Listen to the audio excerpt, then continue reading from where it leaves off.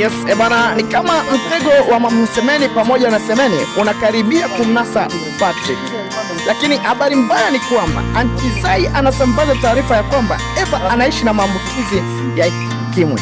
Huko ita ya Aunty Zai, Eva na Billy ni furaha sana kwa upande wa Frankie pamoja na Naira. Sasa pale tulipoishia katika episode iliyopita ndipo tunapoanzia leo. Tuanzie huku nyumbani kwa Profesa. Frankie huyu hapa yuko chumbani kwa Naira. Sasa Frankie amekuja na furaha sana, anaambia safi sana.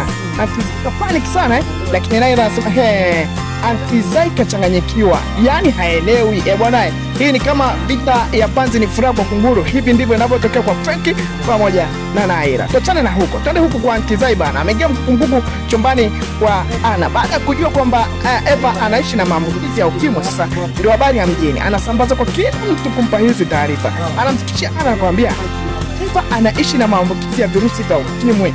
Bwana, hii imekuwa ni habari mbaya sana kwa upande wa Ana.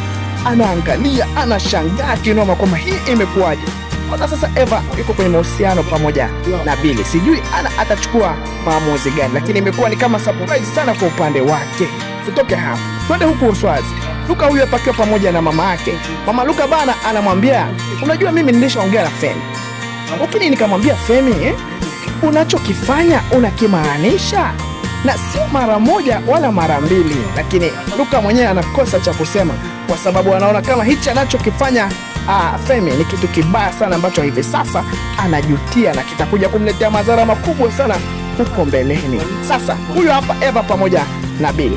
Billy alishatoa wazo kwamba wao waende hospitali wakapime hivi virusi ili wajue namna ya kuishi. Sasa Eva huyu hapa leo anamwambia Billy, yaani kiukweli ile wazo lako la kwenda hospitali mimi na wewe leo niliona kama ni wazo zuri sana. Bwana, Billy mwenyewe anafurahi, anacheka baada ya kuona kwamba mchumba amekubali maelekezo. Sasa njia ni moja tu, waende wakapime. Ikitokea Eva kajulikana hana virusi vya ukimwi, bwana, hii itakuwa ni pigo sana kwa Aunty Zai, lakini pia kwa Naira pamoja na Frank. Sijui hizi sura za aibu wataziweka wapi. Turudi nyumbani kwa Patrick. Huyu hapo yuko zake chumbani bana. Semeni bana alitumwa na mama yake akiwa vile na kanga moja, akiwa anataka kumtega Patrick ili waingie kwenye mahusiano ya kimapenzi. Yani Semeni in short anamtaka Patrick awe mpenzi wake. Sasa anafika gorofani, anagonga mlango wa Patrick huku akiwa anapiga kelele,